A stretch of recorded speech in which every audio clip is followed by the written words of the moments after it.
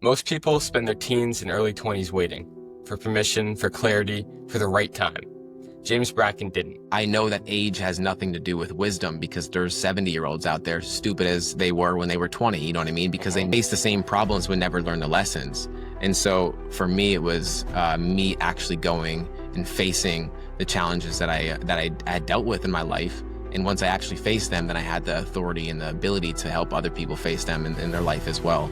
He hit record on his podcast, started investing in himself, and began coaching people twice his age at 17 years old. Most people in life just are not fucking around enough to find out. And so that's why most people just feel stuck and stagnant in life. I really believe that to be true. The biggest thing for most people in life, it's not that they're not capable of achieving what they want, but it's that they just don't know what they want. Today, I'm sitting down with James, host of the top-ranked You Can Too podcast, and I'm genuinely excited for this one. We both started building our platforms as teenagers after realizing that our dreams of baseball careers may not come to fruition. And we faced the same questions. Are we too young? Are we moving too fast? Is this even worth it? What makes you think that when you get to where you want to be, you're not going to feel those same feelings? So wherever you're trying to get to in your life and you're trying to avoid where you are, recognize that wherever you are, there you are. As much as I know this conversation will teach you, I'm excited to learn from someone just a few years ahead on a similar journey to myself. You know, one of the biggest mindset shifts for me was realizing that if you don't feel like a success, external success doesn't matter. I think this conversation is going to be one that speaks directly to the people who know they're meant for more and are willing to go get it. James, welcome to the Grateful Podcast. Man, it makes sense you're doing intros, brother. I love it. That's awesome. Excited for this conversation. I'm so psyched, man. Yeah, it's always a privilege to interview someone around the same age because, you know, most of the people in this space have been doing this for a long time. I mean, you've been doing this for a long time, but yeah, it's always fun to be around people the same age doing it because our generation is so polar. You have the people who spend their time rotting in bed 7 hours a day scrolling, and you have the people like me and you who are using social media as a tool, as leverage to build the lives that we want to live. Yeah, and the fact that it's so polarizing can be isolating at times. I could assume that you probably feel that way sometimes too, when a lot of the friends that you had during high school or probably still have nowadays, you almost feel like you can't really surround yourself with them as much because it is that different. Yeah. Have you ever felt like, I imagine that you felt like you've sacrificed your teenage years, your young life for this. Is that ever something you think about, you reminisce, you say, oh, I wish I could have some of my normal teenage experiences back? Yeah, I mean, everything is sacrifice, right? Like anything that is worth doing, there's going to be sacrifice. And I think I was just actually talking about this. I think when I get to the end of my life, there will be a lot more things that I think anyone really, that you'll regret a lot of the things that you never tried than the things that you did try and you failed at. So I wouldn't say really reminisce per se, but I think I've always been someone that I guess grew up faster than most people, I guess I'd say, even before I was conscious of it. So not really. I think I'm just more excited about the future and just living now. I try to do Yeah. it. Do you ever think that you're moving too fast? Is that ever something that goes through your head? I know it's one that I get a lot, like a debate in my head. I don't know what voice is telling me you're going too fast, slow down, things like that. But then like, no, push harder. Do you have those same voices arguing? Yeah. I think for me, something that has been really helpful with that, maybe this will resonate for you, is taking like gaps and periods of time where I'm in a different environment. So I was in Peru a few months ago and actually maybe less than a few months ago, like recently. And I was there for about a month and I was in Urubamba. I was in multiple different areas in Peru where like the life is extremely slow. And then the month before that, I was in Austin, Texas, where life is extremely fast. And so I think getting in different environments can help me not rush through life, yet also not coast through life. So I think finding a balance in that is big. But I mean, balance is hard to maintain regardless of who you are. Yeah, I definitely resonate with that. An idea I've had recently is that balance is is not static. It's a very dynamic thing. I think when we think of balance, we think of the two balancing points just staying there, but it's really a seesaw. We got to keep testing out, going too far this way, too far that way to figure out where our balance really lies. Yeah, life ebbs and flows, and you just have to figure out what works for you. For me, like there's a lot of places that don't resonate with me, like in the world, that are just moving too quick, and there's other places that move too slow. I spent a lot of time on Kauai, in Hawaii last year. I spent about Hmm. 3 4 months there, and I absolutely loved it. And I know that that will be a place I end up back, but I know that in this phase of life, I couldn't be there for a full year. I would, it's too slow for me, kind of thing. So yeah, I get that. Interesting. Yeah, just like the culture's too slow, people around there aren't like in the same mindset. Yeah, I think the community is a big thing. Like Austin, Texas is something that a place that I really resonate with because the community is just so engaged and there's so many people. Like you probably experience where you live, there's not a lot of people like you. And so it can feel very isolating to feel like I'm on this journey alone and there's not many people that can resonate with me in person. Like online there's Yeah. hundreds and thousands of people that resonate with you. But in person it can feel like, dude, like I'm literally the only one doing this. But Yes. and then when you get to a place like for me, it's been Austin, where I am surrounded by so many me's, so many people that are like me or even more extreme than I am in certain areas that make me feel less alone and make me feel more inspired to do more. So I think the environment is a big thing. Yeah, that's super cool. I think, yeah, definitely it feels where I live like I'm the only one doing what I'm doing. And I think where I am, like there has to be at least like a 50-mile radius until you get to Boston where I am the only one doing what I'm doing. And so sometimes it seems like everything you see on the internet is just kind of, it's almost fake, right? Because you see people doing what you're doing, but you've never actually seen it. So it must be really cool to immerse yourself in a place where you're surrounded by others pushing you toward the same thing.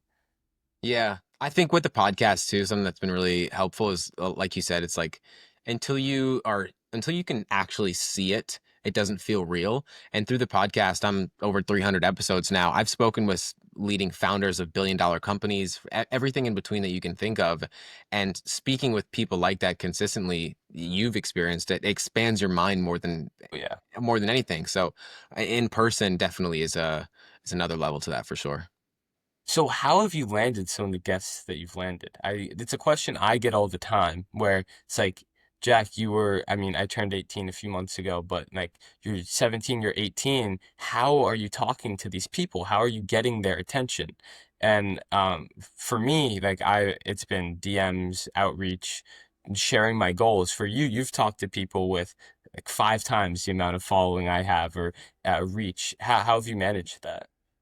Yeah, man. I mean, it's nothing special, right? I mean, it's the same thing that you've been doing. It's just showing up day after day. Like this wouldn't have happened unless you didn't like if you didn't follow up, this wouldn't have happened, right? Because I didn't see the initial message that you sent. So showing up, showing initiative and giving me a reason to want to come on the podcast, having, Jonathan Cohen recommend you is like gives me more reason to be like, hey, like this is worth my time kind of thing. So I think doing everything that you're doing, there's no secret to it. There's definitely things that you can do to increase your opportunity and increase your chances. But for me, man, I think of the amount of testimonials or amount of people that I've had, like the amount of books that are behind me that I've had the author of my podcast where they said it was the best interview that they've ever done, or they were just blown away by the conversation that we had. Just gives me more credibility to go ask the next person and be like, hey, this person that you know also said that the podcast that they went on with me was the best podcast they ever done. So I can promise you that it's going to be a good interview, you know? So just giving a person a reason. And I think that you've done it for sure. Right, you build that chain effect. If your product's good enough and then it markets itself, that Alex Hormozy thing, Hmm. I've definitely thought about that. And it's so cool and rewarding when you reading a book is such an intimate experience. Like I'm looking behind me here and I have these books I've read and I'm like, I've talked to that author, had an hour conversation with them. It's one of the coolest experiences, I think. Even if nothing comes from it, if your podcast doesn't blow up or get on charts, you've got to get inside the mind of the people that have written the books that have changed your life. It's a very cool experience. Yeah. Proximity is power is a mindset that I've lived by for a while. Because like, dude, when you like you said, like it's a really intimate experience when you're reading a book and then you go ask the question to the person that you just read Yeah. a 200 plus page book, whatever it is. I remember when I talked with Dr. Benjamin Hardy, it was like one of the first times where I was like, dude, this is so cool. I love all of his books. His work is so incredible. Or Chris Do was one of the first bigger guests that I had on the podcast. And I remember going to his link tree and seeing that his an hour of his time like consulting would be $5,000. And I got him on the podcast for free. And I was like, dude, like people pay thousands of dollars to speak with this person. I'm doing it for free because I'm providing value to them. So, dude, it's so cool because you more than anything, you realize that the people that you look up to, you idolize are human. And I think Right. when you're not able to speak to these kind of people, you feel like they're separate than you, or they're something different, or there's something special about them. But every person is just at the end of the day, just another human. Right. Yeah.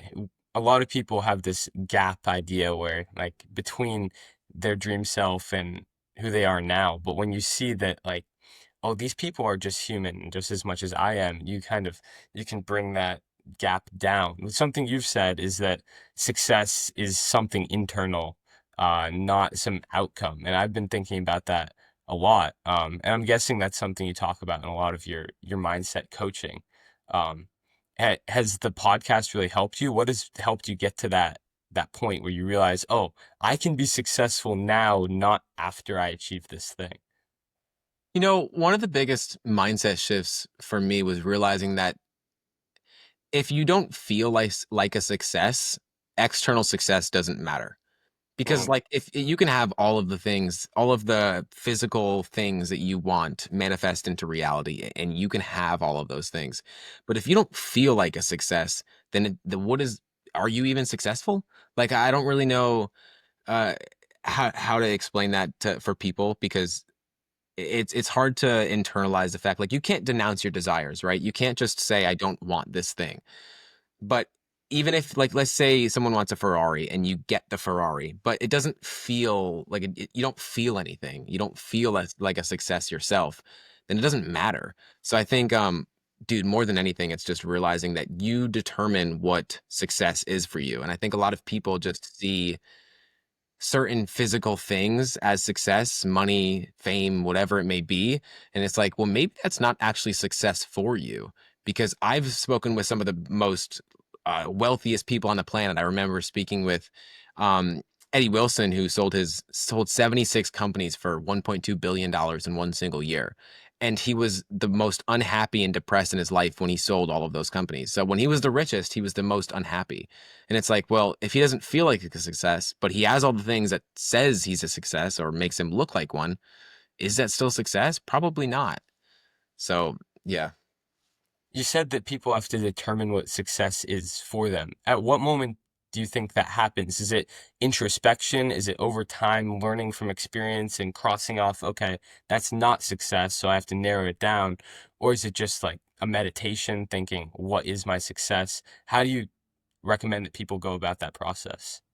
Yeah, I think it shifts like everything else does. It's like your purpose, right? Like your purpose right now is to have this conversation. Your purpose after this might be to make breakfast. Like your purpose is going to change moment for moment, just as what success means to you is going to change moment to moment. So, success to me right now might be having the freedom to do whatever I want whenever I want, and having my schedule being completely open and not having absolutely any priorities. And 2 years from now, my success might be making millions of dollars. Like I'm not sure, but but understanding that you have the privilege and you have the opportunity to determine what success is. Because if you let someone else decide what success is for you, then you'll never really know what success really feels like, because, well, you're not deciding for yourself. But knowing that you have the decision to make, I think that's what success is. It's choice. Right. Yeah. I think one of the hardest things about that thing is people determining what are my own thoughts, what are my own desires, and what desires are pushed upon me by society. I think for you, I've listened to some conversations you've had, and you've done a really good job about saying, okay, this is what I want in my life because of these reasons that have happened to me. Like you chose not to go to school, which is very countercultural almost. And like you chose to become a coach at 17, something that most people would deem nearly impossible, right? You've been able to realize, okay, this is what I want for myself. Where, and that might have felt easy for you. It might have been difficult. We can get into that, but for so many people, they don't even know where the boundary between their own thoughts and desires are, and where that comes and where it's pushed onto them by TikTok, media, parents, school, all those things. For sure. I mean, a lot of people, the biggest thing for most people in life is that it's not that they're not capable of achieving what they want, but it's that they just don't know what they want. Like you said, I mean, if so many people are coming at you and telling you what you're supposed to want, how are you supposed to like sift through all the noise and figure out what you want yourself? I mean, it can be really difficult to figure that out. And I think more than anything, one of the biggest like shifts for people that like if you don't know what you want is like recognizing, hey, you might not be missing out on the things that you're supposed to want or what people tell you you're supposed to want. You just have different priorities. Like, I didn't wanna go to school. I just that wasn't a priority for me. I never in my life ever thought school made sense because I saw so many people go through school and then get out of school and then be in the exact same spot because, I mean, you can have a piece of paper, but what does that say about the skill sets that you actually acquired? What does that say about the person that you became in the process? Like, there's so many things that school doesn't teach you, and I realized that I never learned anything from school. So why would I choose to go into school after school? You know what I mean? It just didn't make sense for me. But I didn't miss out on anything. I just had different priorities, and I think that's a shift that people have to accept. I'm 18, I host the Grateful Podcast, and I've made a decision. I'm going to hit 100,000 downloads of my podcast before I leave for college on August 31st. I don't care how crazy it sounds, I'm all in. Every single day, I'll update you on my progress, wins, losses, strategy, doubt, everything. Let's see how far this goes. Follow along if you want to see me pull it off or burn out in the process. Yeah, 100%. You don't have to want what people say you have to do. And I think that's really hard. I know for you, you invested a lot of money into yourself at a young age, where I mean, a lot of people do invest in themselves, and that is school, but you did it in a way that not many people do. And it's interesting how that is looked at so differently than investing 40K a year or more into school is, right? But you had to be okay with, okay, people are gonna look at me like I'm absolutely crazy. It's a look I've gotten, like I'll reach out to people or go into a place and talk to someone, and you're just getting this stare, and I can't really replicate it, but you get this stare and you get this look like this kid's insane. But you have to be okay with that because you're so confident in yourself and in what you want. Maybe someone understanding me, that's not the point, right? It's I understand myself. But that's a really hard point to get to. Yeah, I think one of the best skills you can develop is the ability to be misunderstood. I mean, you're not going to be Oh, understood by most people, right? So, like, if you have the ability to sit in the isolation of being misunderstood and still show up for yourself and still have the confidence to be able to follow through on the thing that you feel so misunderstood in. I mean, like when I invested the first time I invested into myself, I felt like I got shot in the heart because I had so much anxiety of like, yeah. what the hell did I just do? Like, I remember telling my mom after I Yeah. made the investment, and it was just like, I don't know really what I'm getting myself into, but it feels like viscerally in my body. It feels like the right thing. And I don't really know what that means. And it may go south and it may not be everything that I'm thinking. But I know that I'll get to the end of my life saying that I'm glad that I at least tried it because if I never did, I never could check off the box in my head of what if that happened? You know what I mean? I Right. know, I know what happened.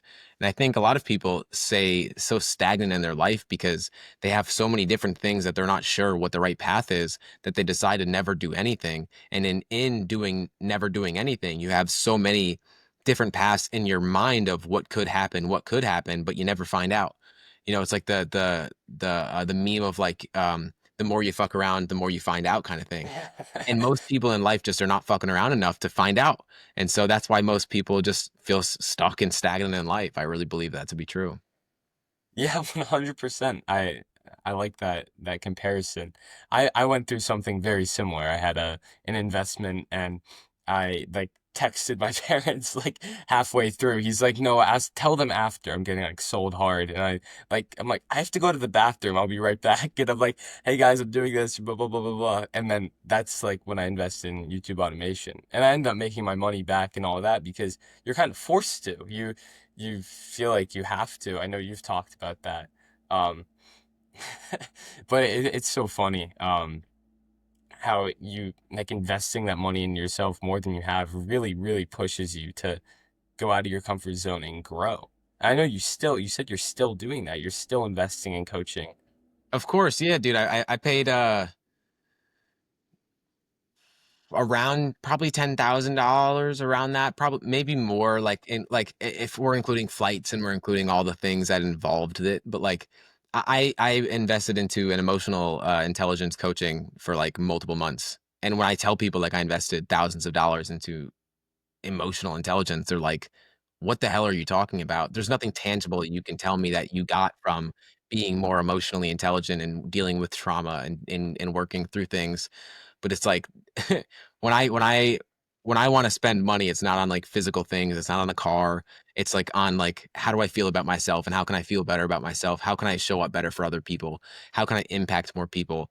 And that sounds absolutely outrageous coming from, a 21-year-old. It just it doesn't make sense. But again, I'm not missing out on not having the nice car or whatever it may be. It's like I just value different things and that's okay. Right, and you're okay with that. When you make these decisions about like where you're going in your life, what like these investments, would you say you're thinking more logically or more with your heart or intuition?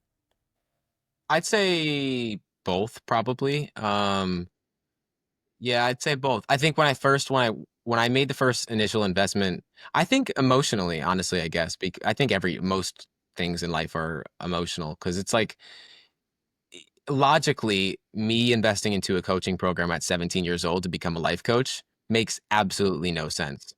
I've lived no life. What makes me say that I can become that? But if you look through the lens of like what I actually had gone through most of my childhood and the actual lessons that I learned through that and the work that I had done on myself to get to a position to be able to help other people, I know that age has nothing to do with wisdom because there's 70-year-olds out there stupid as they were when they were 20, you know what I mean? Because they Hmm. never learned lessons.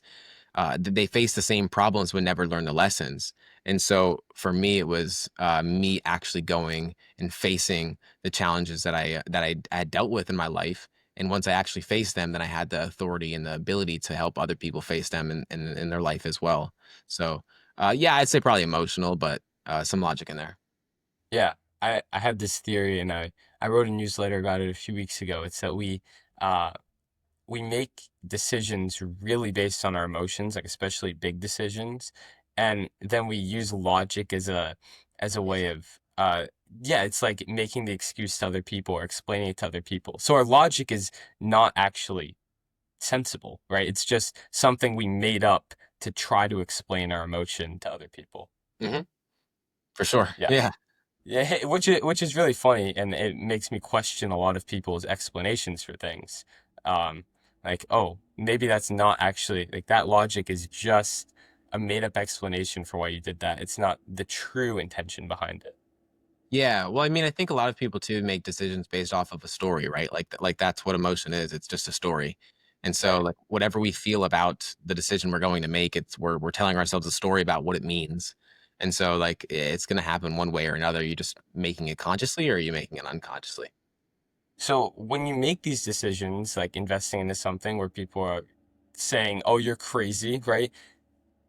What guides you in those moments before you achieve any external reward as proof or before you have anything to show people, oh yeah, this is why I did it? What guides you before you achieve that? Well, I think I don't expect something external. So Hmm. like when I invest into the emotional intelligence recently, it was like at the beginning of this year, it was like I know for certain that there's nothing that I'm going to get from this coaching program that I can say I can physically look at and be like, I received this. You know what I mean? I just can't like when I got into the coaching program that I invested into when I was 17, that award behind me right there is for $10,000 in 30 days, right?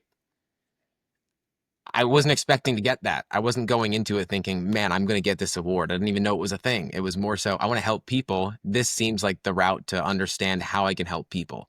So it wasn't like I'm never really thinking of what can I get from it. It's more Yeah. so like who can I become in the process of it. So that's kind of the lens of it of uh, rather than what can I achieve, what can I hold on to. It's like who can I become, and that's the kind of the lens I see it through. And who you can become is someone that it changes the way that you show up. It doesn't change what like the car that you show up in. You know what I mean? So, and it Right. can for sure, but that's because of the person you became.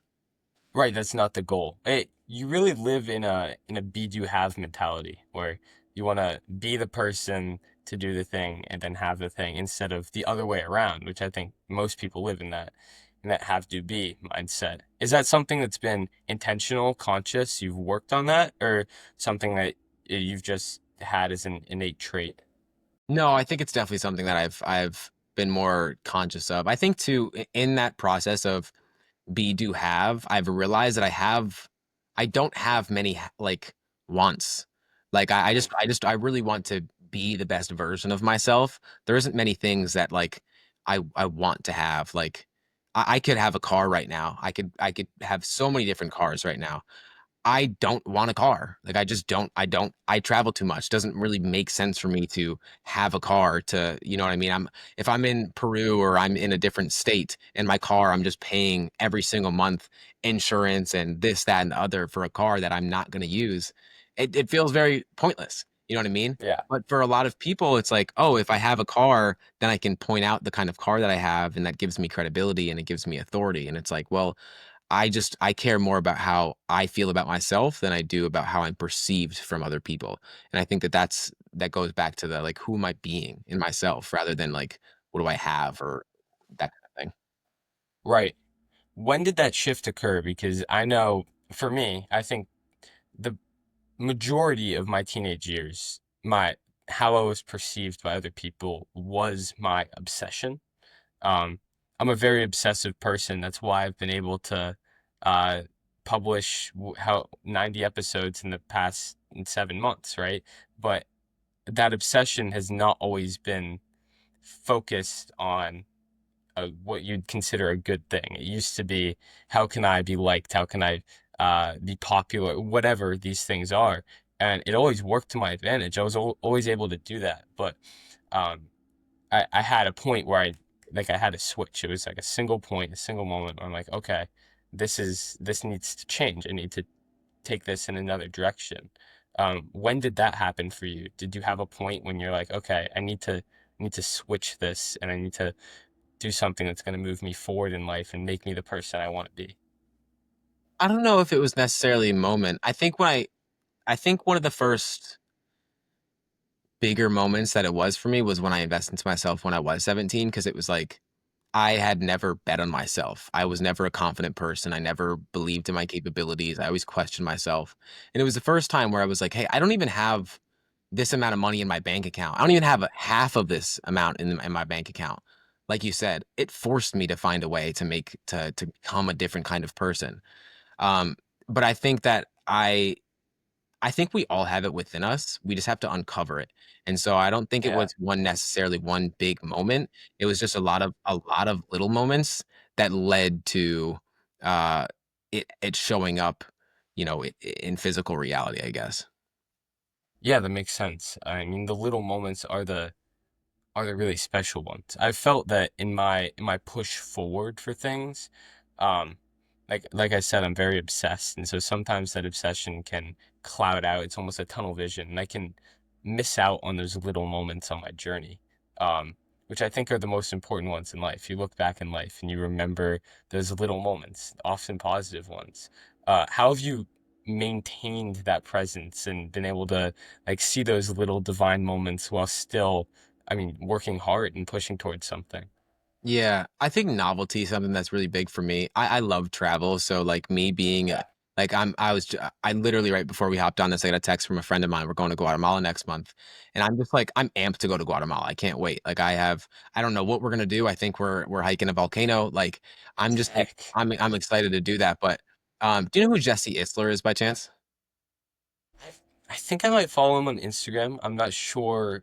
He's a Yeah, I don't have his face in my mind. he's a legend. I haven't had him on the podcast yet, but he's like I want to say a billionaire. He's done so many different things, but one of the things that he has talked about is like doing like mini vacations where like every other month he goes and he does something with his kids or he does something really hard or whatever it may be. I think for me, what's helped me with presence is always having something to look forward to in my future, in my short future, to be like to be excited for, yet also acknowledging the fact that wherever I am is exactly where I'm supposed to be. Almost sneezed there. I caught it. Yeah, 100%. That's a mindset I've really had to root into because I am like I think I am very rushing forward. Mhm. And it's something I've had to tone back on a little bit. Because when I take a second and I remember, okay, we're here right now, that I am so present, I am so grateful. I mean, the reason I named this the Grateful Podcast is because what I've called the duality of gratitude and ambition, where we can be, I think it's almost a formula for fulfillment, or fulfillment's what we're all chasing, right? And like this deep fulfillment. And in order to get there, we need to be ambitious towards something while also being grateful for what we have and letting that gratitude propel us forward, not any fear. Because if we're chasing a goal based on fear, that's not going to be successful in the long term. But if we let that gratitude for what we have and we want to be ambitious and build on that, that's how we achieve that real fulfillment. And I see you doing that, right? Like you love your novelty, your travel, conversations, making an impact, and that's what you're building on. That's what fuels you to keep going from my perspective. Um, and what do you think about that? Yeah.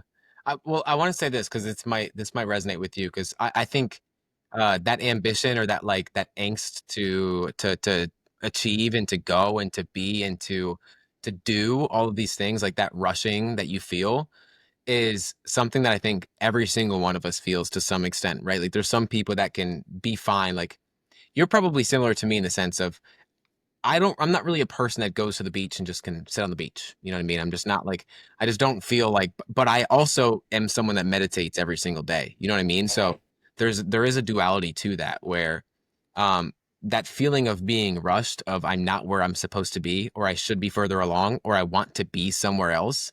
I have a friend that's really close to me that is in a rough position in life right now that just things aren't going his way. He's in debt, this, that, and the other and he just wants to be where I am in life.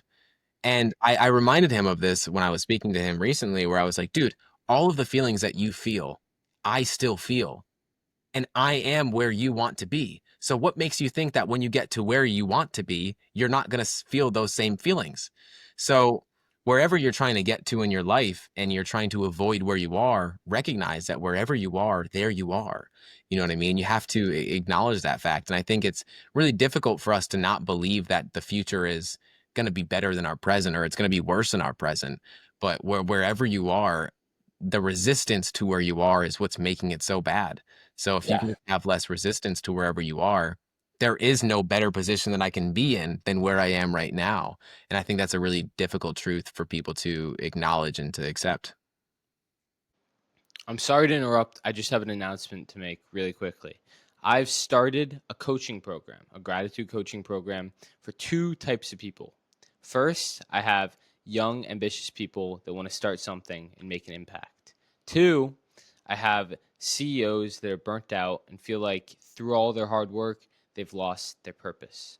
Both of these people can click the link down below and send me an email to sign up. I have 5 slots available. Yeah, I don't know if it's because of hope, or just if it's something biological, but we always attach, um, our goals are always outcome based, where when we have a goal, we say, this is our outcome, and this is going to bring us this feeling. We might not know consciously that our goals are attached to a feeling, and that that's what we're chasing. But I think we are always chasing a feeling of joy and fulfillment. But we often say, I'm going to do this in order to get there, instead of just saying, I'm going to feel that way. right? And it's like we're sacrificing what we want for the thing that's supposed to get it. Chris Williamson quote, because it's hard to acknowledge that we can just be and we can just feel that thing now without achieving something in order to do it. It's like we overcomplicate. And that's one of the hardest things, no matter how much I talk about it, it's hard to actually implement that philosophy into my life. And I think a lot of people feel that way. They can hear those words intellectually, but how do they manage to implement that actually into their lives? Yeah, yeah, it's a difficult one because you can't lie to yourself, right? Like you can't tell yourself that you don't want the car. You can't tell yourself that you don't want the big podcast or whatever it may be. Like you know deep down what is true, even if you tell yourself it's not. And so I had a evolutionary psychologist on the podcast a while ago, and we're, in a really straightforward way, we're not really designed to be happy. You know what I mean? We're not. And Yeah. so we're designed to try as hard as possible and achieve all the things because we're not supposed to settle. Because if you think so many years ago when we're in tribes, settling meant that like things are fine as they are, but you always have to be aware of what's happening around you and what's going to happen next and anticipate what's going to happen next. And so we have this idea of this anticipation that whatever's coming is going to be better than our present. But I think again, just reminding yourself that I mean, I think one of the biggest examples of this was when I went to Hawaii because Hawaii is the number one place in my bucket list. It was the place I'd always wanted to go. And I went there by 20 years old and I lived there in a mansion for multiple months. Like that was crazy. Wow. So me doing that though, it happened so quick and seemingly way quicker than I would have thought it would have. And so we almost, for a lot of us, the anticipation of achievement is better than the actual achievement of the thing because the anticipation is always more exciting than actually achieving the thing. Because once we achieve the thing, then we have to set something else in our future to shoot for. Yeah, and that's backed by neuroscience too. Like we release more dopamine or serotonin in advance than we do during the actual event, and then it comes the crash afterward because it was less than we expected. But that's in order to get us to do the thing or to set another goal because we want that anticipation, we crave that, and we always think that the thing is going to bring us that joy, even if it doesn't. I've experienced the same thing in travel. After I graduated, I spent my entire month of June on a road trip out west, rock climbing, hiking. Absolutely amazing. But I really disconnected, like no social media, wasn't working, really went to that other side of balance where it was almost no work. And I expected in my anticipation to feel a certain way. I expected to feel peaceful or whatever, like that I would finally, that quiet and that letting go would allow me to feel a certain way. But if you expect to feel a certain way, you're not really going to get that. Like you can't attach this to doing a certain thing. You just, again, it goes back to you're saying that right now you're different from your desired outcome. You're not going to feel that right now. Um, but it's such a difficult thing to do because that's the way we're wired. So we really do have to break the wiring of our human biology of evolution that we have to say, oh, if we want joy, if that's what we're optimizing for, going back to Jonathan, we have to figure out a way to do something differently than other people are saying to do because obviously that's not working. Yeah, yeah. Happiness is reality minus expectations, right? So I mean, if we're able to drop our expectations for what we should be feeling or what we were hoping to feel. That's where life is. I think life really, like all of life is, you meet life and you meet experience when you stop trying to name it or you stop trying to place an expectation on it. Yeah. Um, so when you started this journey, I know that you've talked about you had a lot of loss in your life early. And that's really motivated you to try to live your best life now, right? Because it's reminded you that life's short. What's your goal in that? What do you think when you say, "Oh, I'm young, I want to do these things early so that because I've been reminded that life is short. What are you trying to do early?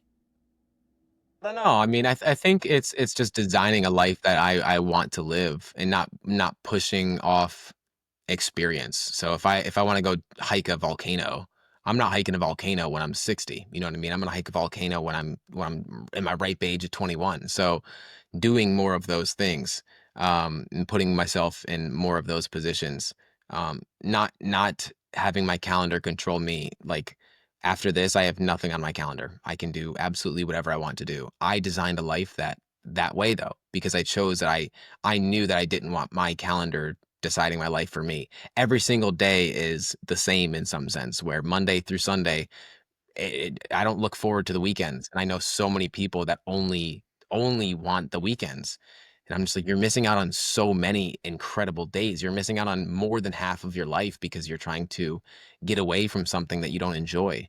And so designing my life in a way that I do optimize for enjoyment. I optimize for enjoyment over pretty much anything else because, I mean, what's the purpose of living if you're not enjoying it? Like, I just don't get it.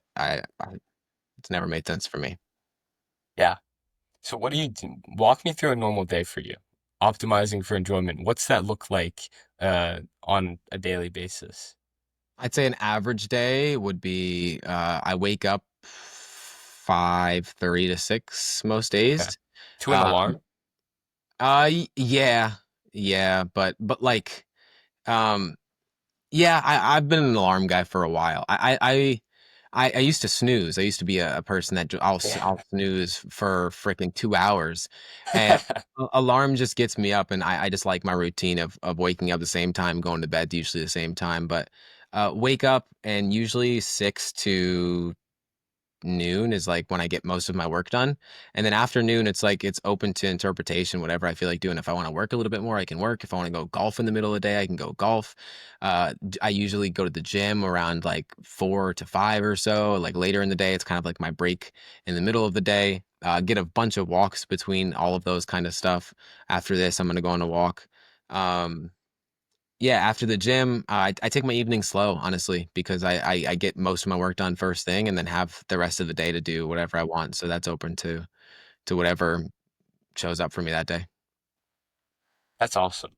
Yeah, I love yeah, just the intentionality in your schedule. I think working in the morning has definitely been something I love. For myself, I've realized I'm much more physically awake in the morning and much more mentally awake at night, which has Mm. definitely been a problem when I don't have like something scheduled where I have to do something in the morning because I'll find myself waking up at like 5 or 6 and going for a run or working out, and then I'm up till 11 or 12 working or writing or whatever. I'm like, oh.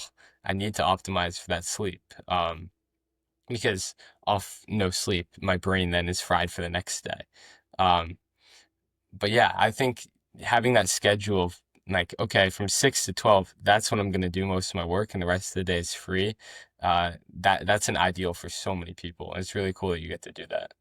Yeah, I mean, I knew I wanted to design a life that way, though, right? Like it didn't Yeah. just fall in my lap, kind of thing. Like I worked to make it so that it can be. And I think anyone has the ability to create a life that they don't want to escape from. Um, I just think that a lot of people don't believe that it's possible, so they don't ever try to create it. They just believe that whatever their life is what they're supposed to be living. Where's that belief come from? Is it rooted in society? Is it rooted in what their parents have told them or what they've seen around them? How do we like get to the root of that so that we can dig it up? I don't think the root necessarily matters. Uh, but I think it's probably a mix of all three, right? It's probably a mix of your environment plays a massive role in what you think is possible. If you see a bunch of people around you that hate their life and they don't like their job, you're going to believe that that's the life that you're supposed to be living.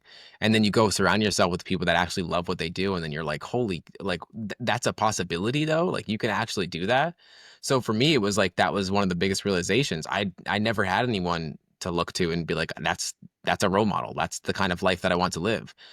And so in that, I thought, okay, well, I'm going to do the exact opposite of what these people did. And so like instead of having a role model, I had the opposite of a role model, and I still was able to create it. So my environment didn't necessarily work for me.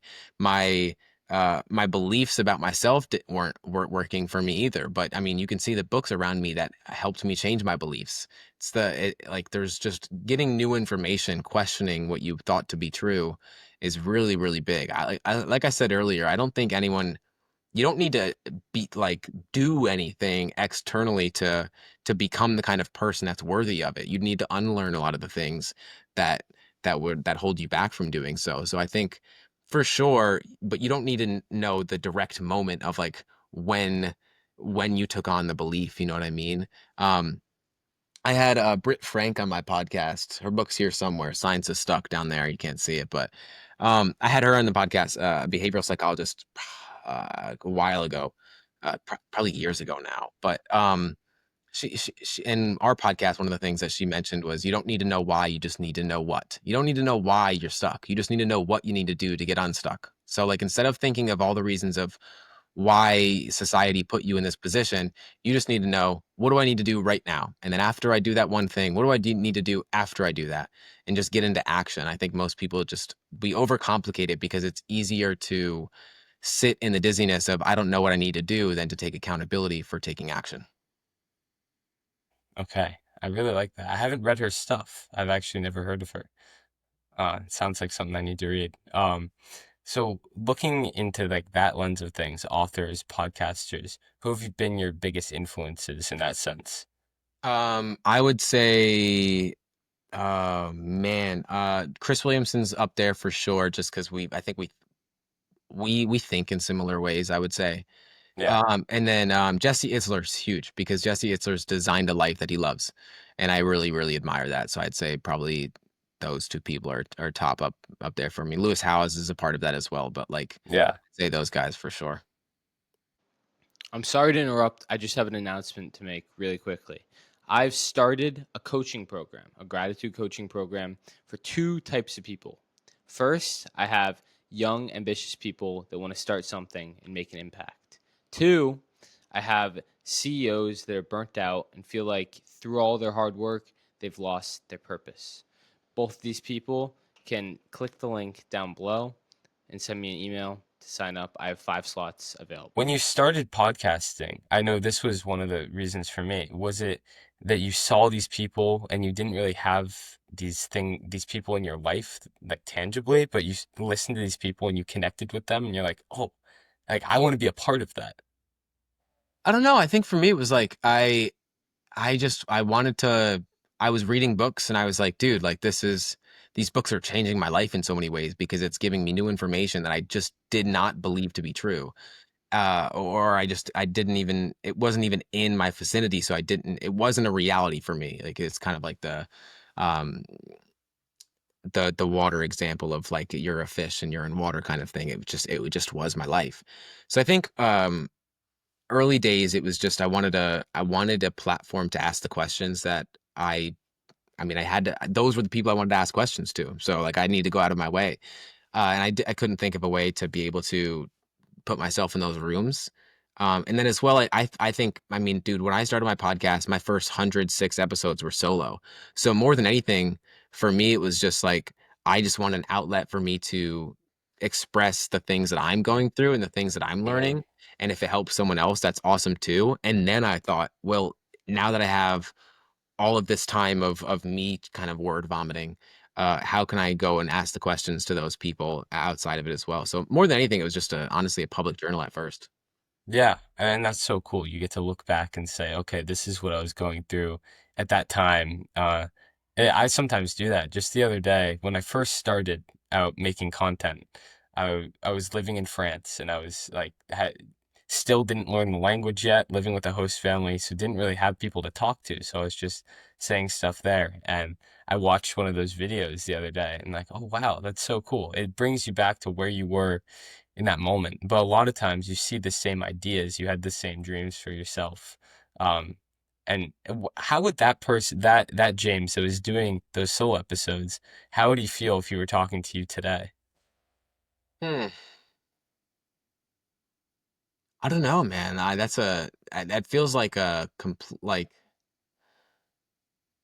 feels like so long ago. like so long ago.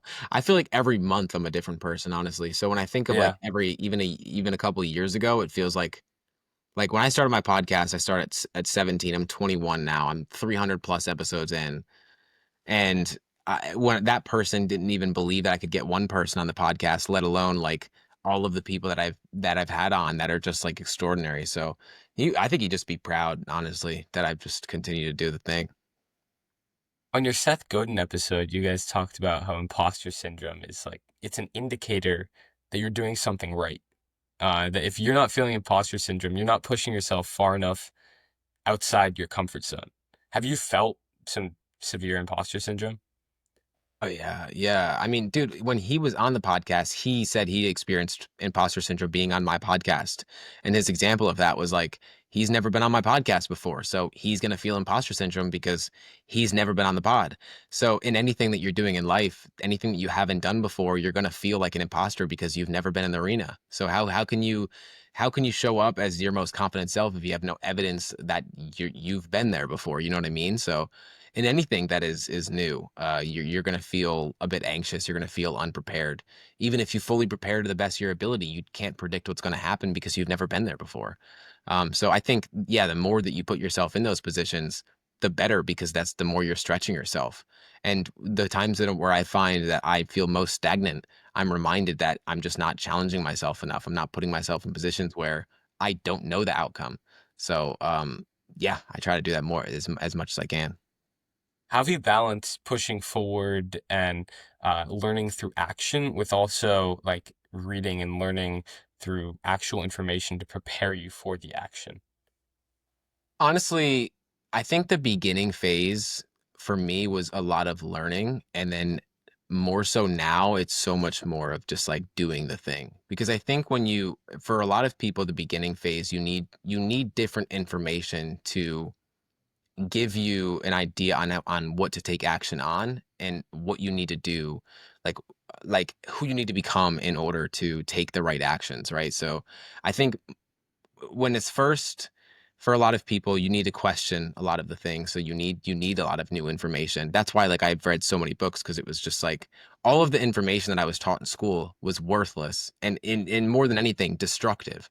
And around my environment, all of that kind of stuff. So I needed new information to just have me question all of my beliefs. Once I started questioning my beliefs, I needed to give myself a reason to take on different beliefs, and that's when action comes in. So I think it's once you get past that though, I think just the mindset is staying open to everything, and not being closed off to really anything. Because I think the older you get, the more you get closed off to the way life is and who you are as a person.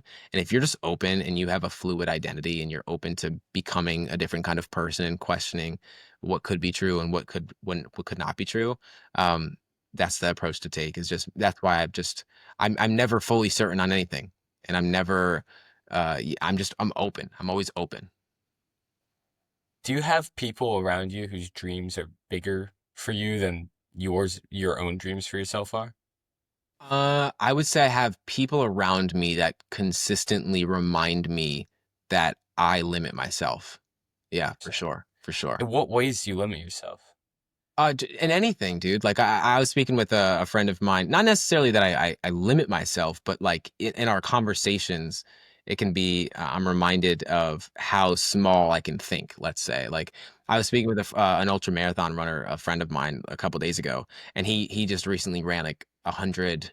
I want to say 100 miles or something like that, in like one go. And he has and I want to say this year, maybe next year, he's going to run like 250 miles across like a couple states or something crazy.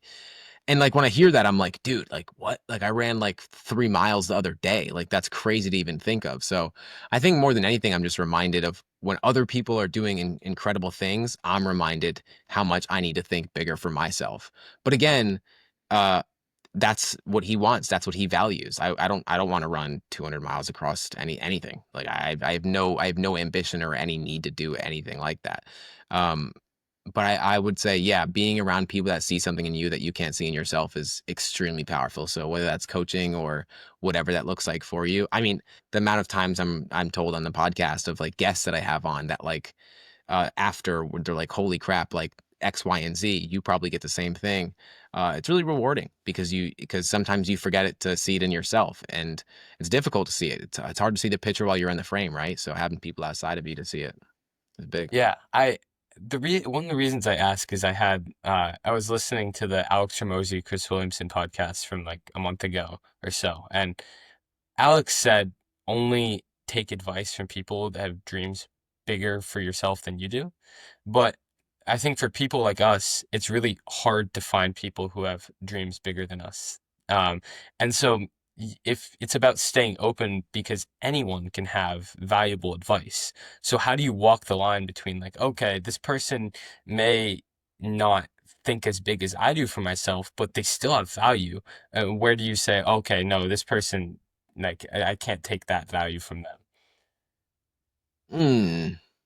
I don't know. I think I would even challenge you on the fact that there's people that don't think as big as us. Because, dude, you surround yourself with different people, dude. You'll realize how small you're really thinking, like in so many ways. Like you can think of just of money as an example. Like I've spoken with dozens of multimillionaires on the podcast, and then you have a billionaire on the podcast, and then you think of like the difference between $1 million and $1 billion is literally it's not even fathomable to really the human mind to recognize how much a billion really is.